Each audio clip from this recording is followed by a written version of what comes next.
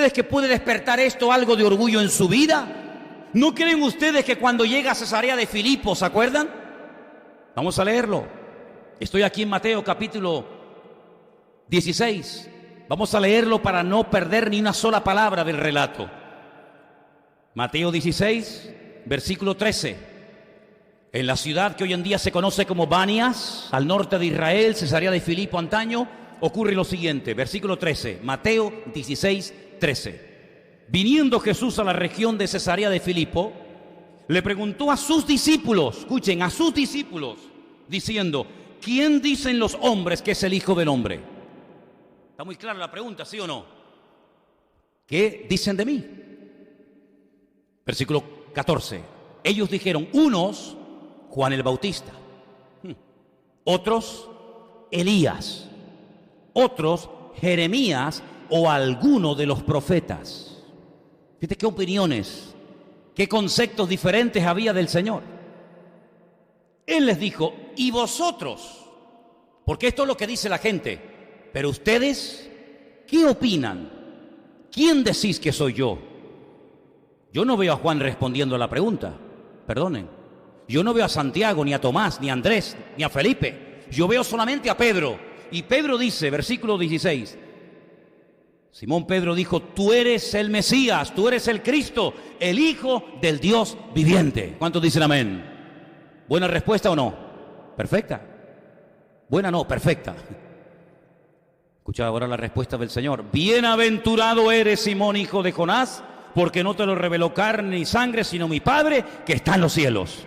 Tú sabes lo que es que el mismísimo Señor Jesucristo, delante de los discípulos, diga a Pedro, Pedro, muy bien, matrícula de honor, bienaventurado, ashrei, rico, dichoso, feliz, enhorabuena. Tu respuesta ha sido excelente. Y además digo algo, que lo que acaba de pronunciar y salir por tu boca no es algo que te lo preparaste anoche, sino te lo reveló mi Padre que está en los cielos, está hablando a través de tu boca.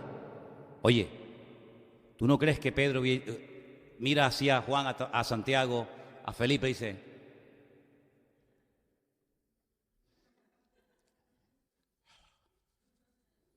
¿sí o no? Ay, amigo.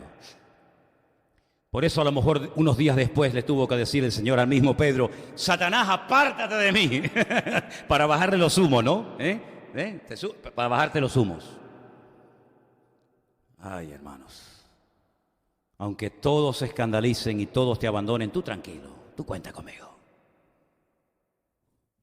Cuando estaba en el monte de la transfiguración y aparece Elías y aparece Moisés, madre mía, qué pasada, ¿no? Menuda reunión, menudo culto. Solamente Pedro dice, Señor, ¿por qué no hacemos aquí unas casitas? Nos quedamos aquí a gustito, nos quedamos aquí juntitos. Es como siempre tratando de llevar la voz cantante, ¿no? Permítame la expresión, con todo respeto lo digo, el enterado del grupo. Es el enterado del grupo. Siempre Pedro, siempre es por delante. Por eso tiene que ser tratado una persona con tanto potencial.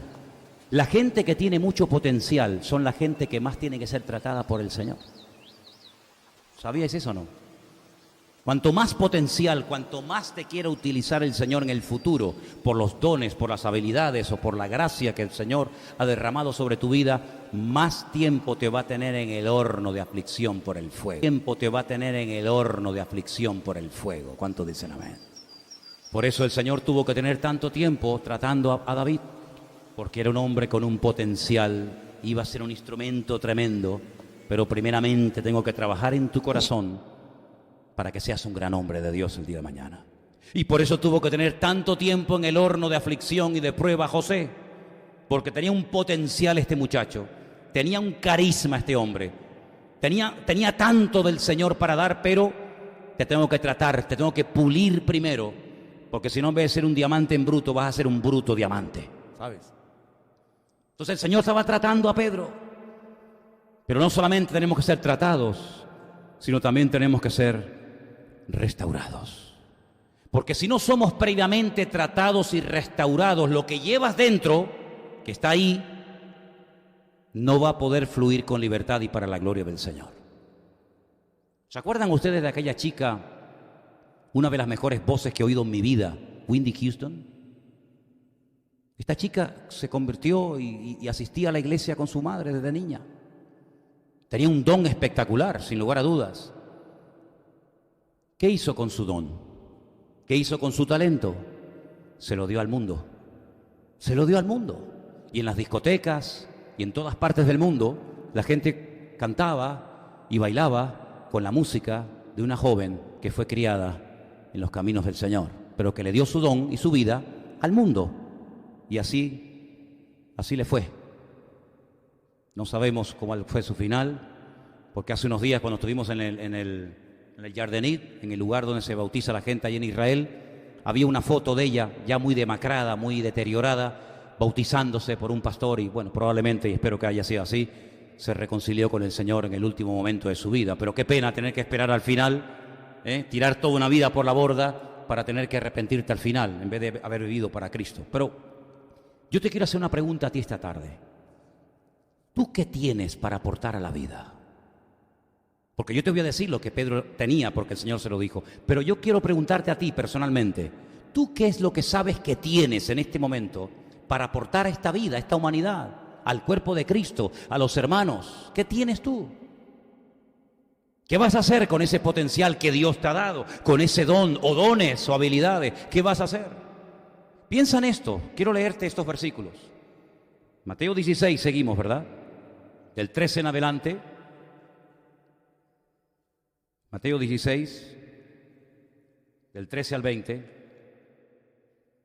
Hemos leído. Y le dice el Señor a Pedro, a ti te daré las llaves del reino de los cielos. Escucha esto. A ti te daré las llaves del reino de los cielos.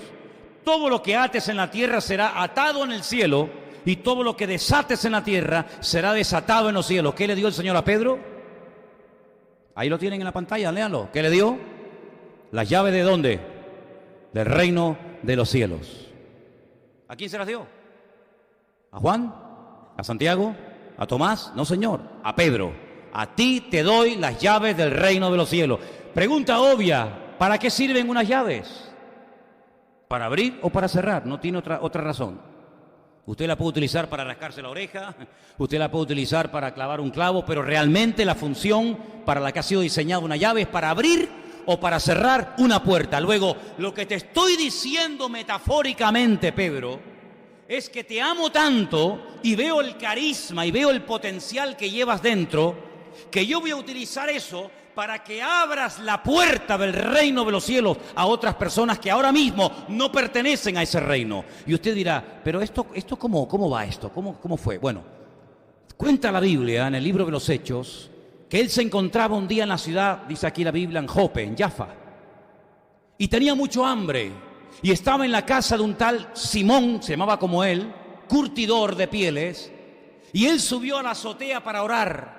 Y mientras estaba esperando que le dieran algo de comer, dice que le sobrevino un éxtasis, tuvo una visión con los ojos abiertos. Y dice que vio un lienzo, un pergamino enorme que descendía a la tierra con todo tipo de animales, limpios, impuros, cuadrúpedos, reptiles, etc. Y el Señor le dice, Pedro, si tanta hambre tienes, levántate, mata y come. Pedro podía haber dicho, ahora mismo, Señor, es una orden divina, adelante. No, sino que le dice, no, Señor, yo nunca he hecho eso. Yo nunca he comido un animal inmundo y me lo he metido en la barriga. Y el Señor le dice, tú no llames inmundo lo que yo ya he limpiado. Levántate, mata y come. Y otra vez vuelve 3 veces a decirle no al Señor. Oye, hermanos, lleva mucho tiempo arrancarnos de nuestro cuerpo los hábitos y las costumbres que durante años hemos mantenido. Amén. Cuidado con los hábitos y con las manías y con las costumbres y con las tendencias que has desarrollado queriendo sin querer, porque te va a costar mucho tiempo desarraigarlas. 3 veces me negaste, ahora vuelves 3 veces a llevarme la contraria. Entonces el Señor se lleva esa especie de lienzo y al momento dice la Biblia que tocan a la puerta unos soldados romanos, gentiles, que vienen enviados desde la ciudad de Cesarea, la marítima, de parte de un tal Cornelio para que vaya a la casa de este centurión romano a predicarles el evangelio. Nunca en la vida Pedro había entrado a la casa de un no judío a predicarle la palabra ni a nada. Pero el Señor le dice, ve con ellos, no tengas miedo, tú vete con ellos. Desde Jaffa hasta Cesarea hay una buena tirada caminando, como 2 o 3 días tardaron. Cuando llega, la casa de Cornelio está abarrotada. Y dice, aquí estamos expectantes porque Dios, el Señor, se me manifestó y me dijo que te llamara porque tú tienes algo que decirnos. Porque ya Cornelio había sido visitado por el Señor, porque la conducta y lo que hacía y cómo vivía habían tocado el corazón del Señor, y el Señor le mandó a un predicador, al apóstol Pedro, para que le predicara la palabra. Cuando Pedro entra a la casa de Cornelio, podía haber dicho, buenas tardes, ¿qué tal? ¿Cómo están todos? Gracias por estar aquí con nosotros. Estoy muy agradecido de que me hayan invitado. Para mí es un honor, para mí es un privilegio estar en la casa de esta autoridad romana. Estoy muy contento de tanta gente que ha venido a escuchar la palabra. ¿Fue así su presentación? Nada más lejos de la realidad. ¿Cuáles fueron sus primeras palabras? Me siento mal, me siento incómodo aquí, Ustedes saben que yo soy judío y para un judío estar en casa de un gentil y más con todos los que hay aquí adentro, poco más se le escape, dice, encima con lo que apestan ustedes, asquerosos soldados romanos, van en esa línea, van en esa línea, Casi estoy aquí como obligado. Impresionante. Esas son las llaves que yo te di, querido. Te di la posibilidad de abrir la puerta a gentiles que hasta te vienen a buscar, te golpean a la puerta de tu casa y te invitan a que vayas a predicarles el evangelio. Aprovecha esta oportunidad. Te he dado a ti el honor, te he dado a ti el privilegio. Tú que me dijiste, ¿te acuerdas allí en Cesarea de Filipo? Tú eres el Cristo, tú eres el Mesías, tú eres el Hijo del Dios viviente. Pues aquí lo tienes, servido en bandeja, amigo. Aquí tienes la puerta abierta, la llave la tienes delante. Predícales la palabra. Termina de predicar, el Señor hace una presencia, una manifestación tremenda de su persona, se va a Jerusalén, comienza a explicar lo que le pasó, lo que no pasó. ¿Crees que Pedro captó el mensaje? ¿Crees que Pedro entendió aquello de las llaves, de abrir, de cerrar, de dar la posibilidad de conversión a gentiles o no? Nunca más, nunca más. Fíjate que 15 años después de lo que te estoy contando, sube a Jerusalén un tal Saulo de Tarso, más conocido como apóstol Pablo. Y dice que cuando Pablo llega le dice: hermano, quiero compartir con vosotros, que creo que sois las columnas de la iglesia, Pedro, Santiago y Juan. Quiero compartir con ustedes la gracia del Señor. Mira, fui a Filipo, fui a Tesalónica, fui a Esmirna, fui a Pérgamo, fui a Éfeso, prediqué la palabra, mudos hablaban, ciegos veían, muertos resucitaban, la palabra de Dios han levantado congregaciones y se quedaron con la boca abierta, dice, y vimos la gracia que el Señor había derramado sobre tu vida. Dice el apóstol Pablo, y me dieron a diestra en señal de amistad. Dice, nada nuevo me compartieron, solamente me pidieron que nos acordáramos de los pobres. Pero Pedro dice, agárrate, hermano Pablo, vemos la gracia del Señor sobre tu vida. Me parece muy bien que tú te dediques a predicar el evangelio a los incircuncisos, a los gentiles. Nosotros tenemos el evangelio de la circuncisión. Seguiremos predicando a nuestros hermanitos y tú predícales a esos amigos tuyos. ¿Qué estás haciendo con las llaves que Dios te dio? ¿Qué estás haciendo con la voz? ¿Qué estás haciendo con los recursos? ¿Qué estás haciendo con tu tiempo, con tu conocimiento, con tus dones? ¿Qué estás haciendo? Pedro, te lo encomendé a ti. Pero ¿sabes una cosa? No hay nadie imprescindible en el reino de los cielos. ¿Cuántos dicen amén? No hay nadie imprescindible en la iglesia. Nadie. Ay, ¿qué pasaría si faltara fulano? Nada. ¿Y qué pasaría si? Nada. Porque la iglesia no es de 3 o de 4. La iglesia verdadera es de Cristo. ¿Cuántos dicen amén? Así que si tú no quieres usar la llave, no pasa nada, mijo. No pasa nada. No se van a condenar millones de personas porque tú digas, que no sé de dónde te lo has sacado, que a ti el Señor te ha encomendado el evangelio de la circuncisión y a Pablo el de la incircuncisión. Pues gloria a Dios que Dios levantó un hombre como Pablo, porque si no, ni tú ni yo, ni ninguno de los que estamos aquí estaríamos sentados en esta noche escuchando el evangelio. Por eso te pregunto, ¿qué estás haciendo con tu don, con tu talento? Bueno, yo solamente te puedo decir una cosa, según yo entiendo de la Biblia, Cuando el Señor da un talento y un don a alguien y no lo quiere utilizar, le dice, dámelo, y se lo da a otro. Yo veo eso en la Biblia. Yo veo eso en la Biblia. Que el Señor a nadie le permite llegar a un punto de sentirse tan imprescindible que si yo no toco, si yo no predico, si yo no canto, si yo no sé qué, si yo no sé cuánto, la obra no avanza. Pues estás que equivocado, querido. La obra no es de uno ni de dos, como te acabo de decir, la obra es del Señor. Y si uno no entra por aquí, entrará al otro. Y si la ayuda no viene por donde tenía que venir, vendrá por otro lado. Pero el reino de los cielos no se va a detener por las personas que se niegan a ponerse en la brecha para servir al Señor. Te perderás el privilegio, se lo dará a otro, como le dijo aquella mujer. Débora, ¿te acuerdas de Débora? ¿Se acuerdan de Débora? Le dice, te da miedo ir a la guerra, ¿Quieres que te acompañe yo?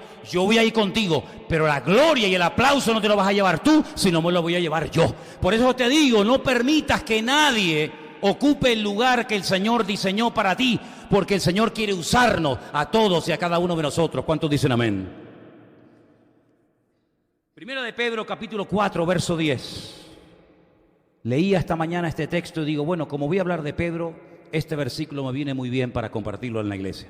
Primera de Pedro 4, versículos 10 y 11. Presta atención, escucha.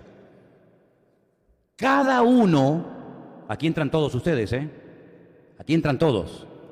Cada uno, según el don que ha recibido, ministrelo a otros, como buenos administradores de la multiforme gracia de Dios. Si alguno habla, hable conforme a las palabras de Dios. Si alguno ministra, ministre conforme al poder que Dios le da, para que en todo sea Dios glorificado por Jesucristo, a quien pertenecen la gloria, el imperio, por los siglos de los siglos. Amén. Eso dice Pedro. Usted ha recibido un don, estupendo. Ministralo, administralo de tal manera que puedas bendecir a otras personas.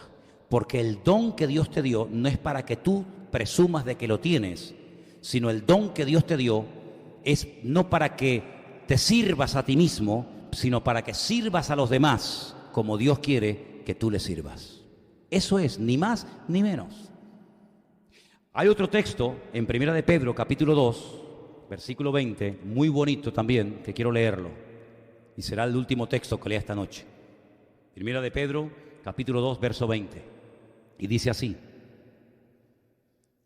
pues qué gloria es si pecando sois abofeteados, mas si haciendo lo bueno sufrís, si lo soportáis, esto ciertamente es aprobado delante de Dios.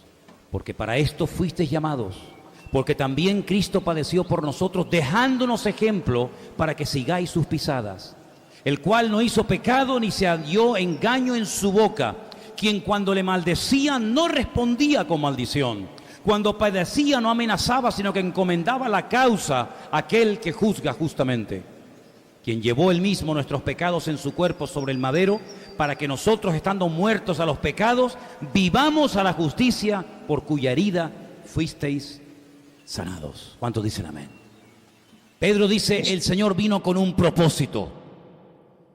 No lo tuvo fácil, Si ustedes creen que el Señor vino y le aplaudían, le decían, ¡ay, qué bien que vino el Maestro! Vamos a convertirnos, vamos a seguirle. No, no, no, cuidado, le maldecían, le escupían, le trataban de poner palos en la rueda, por decirlo de alguna manera, pero él sabía cómo reaccionar. Nunca permitió que ningún enemigo, que nada ni nadie le impidiera el avance y el cumplimiento del propósito por el cual había venido por el Padre a este mundo, ¿sabes?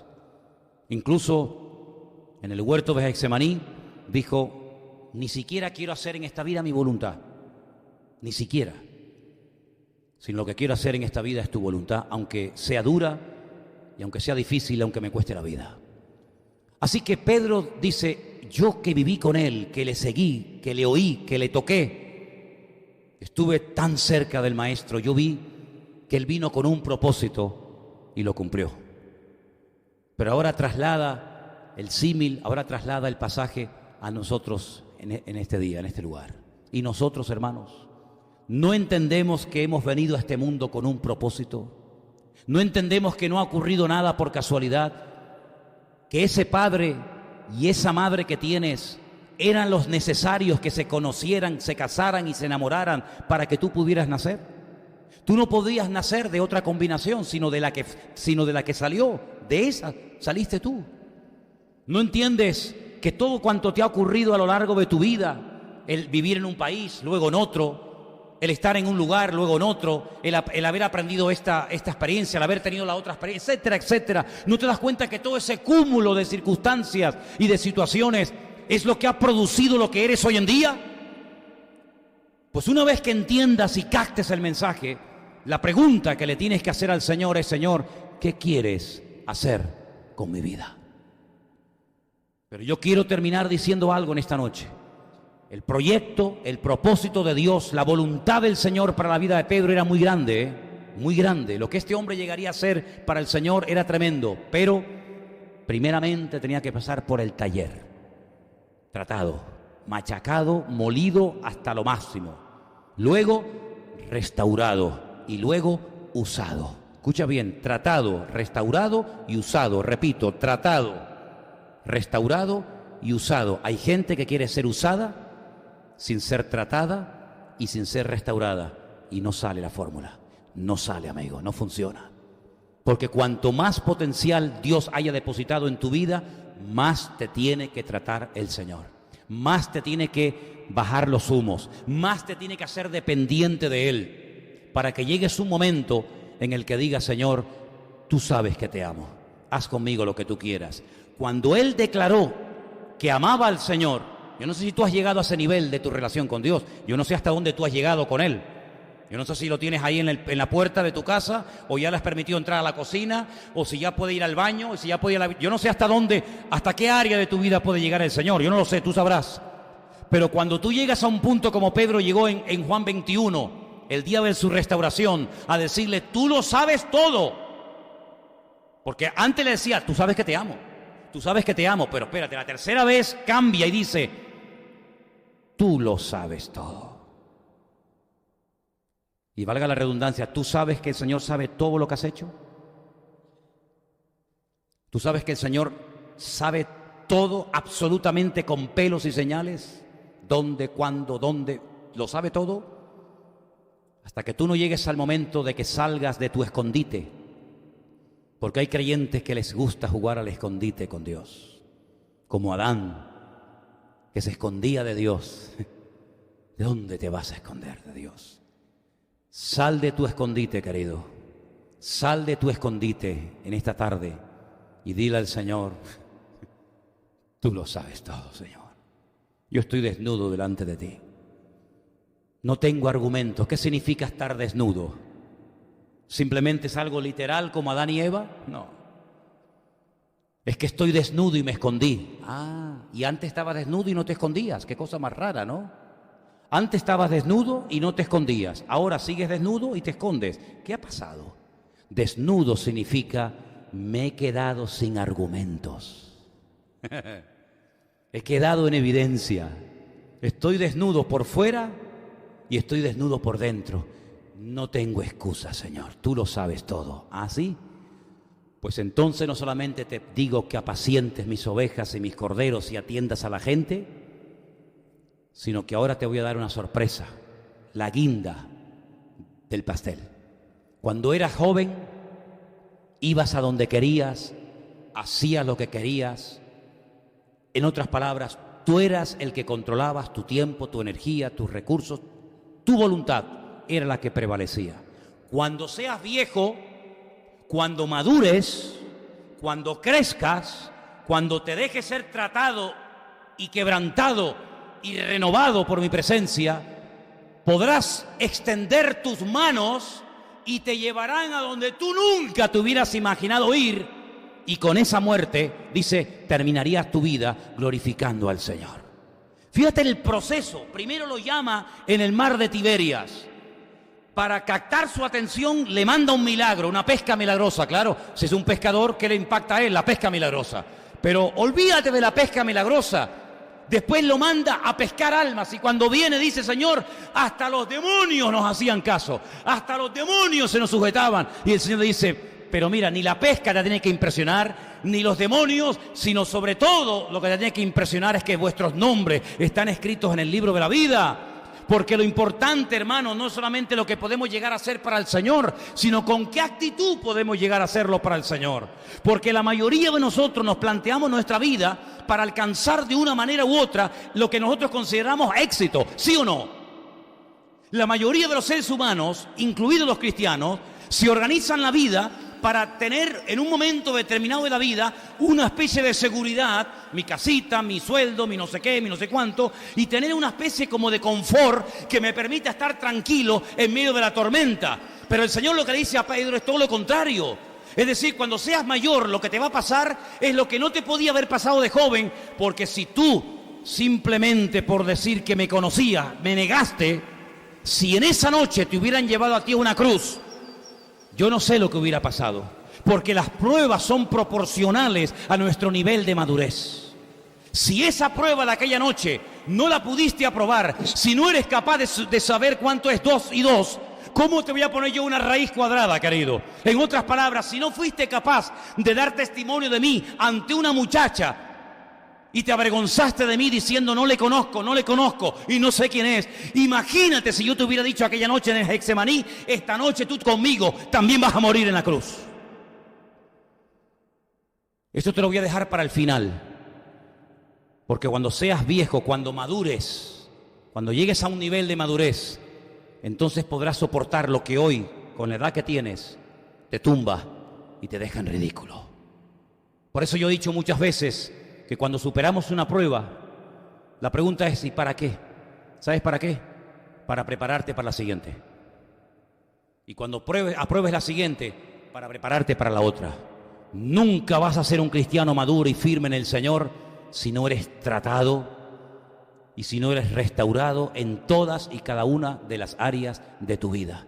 ¿Saben cuál fue? Y no me quiero desviar del tema, solamente a modo de ejemplo. ¿Saben cuál fue la ruina de David? Las mujeres. Pero este problema no comenzó a tenerlo a los 50 años. Este problema lo persiguió a David toda la vida. Pero estaba tan ocupado trabajando para el Señor que como que estaba dormido el tema. Pero en cuanto se presentó la ocasión, David cayó en lo que no tenía dominado desde su juventud. Y por eso el Señor le dice a Pedro, cuando tú eras joven, te pasó esto y esto. Pero cuando madures, cuando seas viejo, entonces te puedo comunicar ahora algo tremendo. Vas a extender tus manos y de esa manera, muriendo como yo, vas a poder glorificarme a mí. ¿Tú quieres crecer? ¿O quieres ser un mequetrefe toda la vida en la iglesia? Una señora y un señor que parece muy educado y muy bueno, muy espiritual, pero que a la hora de la verdad no se le puede decir nada porque te pones con cara larga y te vas de la iglesia. El Señor quiere que maduremos y que crezcamos. Anoche escuchaba una entrevista que le hacían a esta chica, ¿cómo se llama? Irene, ¿no? Irene Villas. Una chica que cuando era niña, la banda terrorista ETA en un atentado, ella perdió sus piernas y 3 dedos de su mano izquierda. Es impresionante ver a esa chica cómo habla, sin rencor, con un optimismo impresionante, sin ser nacida de nuevo, como diríamos nosotros, ¿verdad? Ya es madre, y cuando la persona que le estaba entrevistando le dijo, ¿y tú que has sufrido tanto? Porque ella decía, mi vida está a prueba de bombas. La madre perdió una pierna y el brazo, y ella perdió las 2 piernas y 3 dedos. ¿Tú cómo educas a tus hijos? ¿Qué le enseñas tú a tus hijos? Y le dice, yo a mis hijos les enseño a endurecerse ante la vida. Tenemos que endurecernos, hermanos, ¿sabes? Endurecernos en el buen sentido de la palabra. Aprender a soportar las luchas, las pruebas, las dificultades, porque los que amamos a Dios, todo nos ayuda a bien. A veces hay una superprotección sobre los hijos, que lo que hacemos es que los atrofiamos y les impedimos que salgan del nido y se echen a volar ya de una vez. Y en la naturaleza hay casos que nos pueden parecer crueles, pero sin esa aparente crueldad desde nuestro punto de vista, no habría posibilidad de vida y de fortaleza. Esa escena cuando ves ese pollito luchando con todas sus fuerzas para poder salir del cascarón, la madre al lado indiferente, ¿no puede la madre ayudarle dando un par de picotazos y sacando al billito de dentro? No, porque si lo hace, no se desarrolla la fortaleza de ese pollito y saldría y moriría. Y a veces nosotros vamos por la vida quitándole las cascaritas al huevo a los demás, pero sin embargo el Señor lo que quiere es fortalecernos, como intentó en la vida de Pedro hasta que lo consiguió. Yo te quiero preguntar a ti esto y terminamos orando. ¿Tú te vas a dejar tratar y te vas a dejar restaurar por el Señor o vas a hacer lo que te da la gana toda tu vida? ¿Te vas a dejar tratar? ¿Te vas a dejar restaurar por el Señor? Vamos a orar en esta tarde, ahí donde estás. Vienen a mi cabeza las palabras de aquel gran hombre de Dios, que ante el dolor y las pruebas que estaba pasando su hijo en la fe, Timoteo, le dice: Timoteo, sufre. Sufre, Timoteo. Sufre penalidades por la causa de Cristo. No te avergüences de mis cadenas, porque aunque estoy atado físicamente, sigo predicando la palabra a tiempo y fuera de tiempo. Y sigo peleando la buena batalla. Y voy a acabar la carrera guardando la fe. Así que esfuérzate, pelea, evita ciertas y determinadas conversaciones, compañías, personas, etc. Ejercítate para la piedad, porque el ejercicio corporal para nada, para poco aprovecha, dice Pablo, pero la piedad para todo sirve en la vida. Dale más importancia a tu desarrollo espiritual que a tu desarrollo físico, porque si creces por fuera, pero no creces interiormente como persona delante de Dios, tienes un grave problema, porque en el día malo podrás hacer el ridículo como Pedro lo hizo, porque no se preparó espiritualmente. Pero en esta tarde Dios nos está hablando a todos y a cada uno de nosotros que tenemos que prepararnos y no quedarnos dormidos y no esperar solamente dame, dame, dame, sino Señor, ¿qué puedo darte yo y qué puedo ofrecerte, Señor? Para que yo pueda decir, como dijo tu siervo, tú lo sabes todo, Señor. Tú sabes que yo te amo. Queremos en esta tarde acercarnos delante de tu presencia con humildad, porque no hay otra forma de hacerlo, con humildad y decirte, Señor, perdónanos por las veces que a veces puede ser que como Pedro nos hayamos sentido más fuertes de lo que en realidad estábamos, por haber menospreciado a alguien. Pero Señor, nuestra gracia y nuestra fortaleza eres tú. No son los años, ni la experiencia, ni las experiencias acumuladas de la vida, sino es la gracia de Dios la que nos permite estar firmes hasta el día de hoy aquí en tu presencia, Padre. Gracias, Señor. Fortalécenos a todos y a cada uno de nosotros, y queremos ser restaurados, queremos ser tratados en todas y cada una de las áreas en las que tú veas que mi vida necesite ser cambiada y tratada. Te doy muchísimas gracias, Padre Santo, por este privilegio. Y te doy a ti toda la gloria y toda la honra, mi Dios. Y dile al Señor, ayúdame, Padre, a serte fiel todos los días de mi vida. Dígaselo, hermano. Dame fuerza, Señor, para seguirte y obedecerte todos los días de mi vida, Señor. Y que cuando venga el día malo, el día de la prueba, yo no me quede dormido, sino diga, heme aquí, Señor. Envíame a mí, Padre. Te lo pido en el nombre de tu amado Hijo, Cristo Jesús, nuestro Señor. Amén.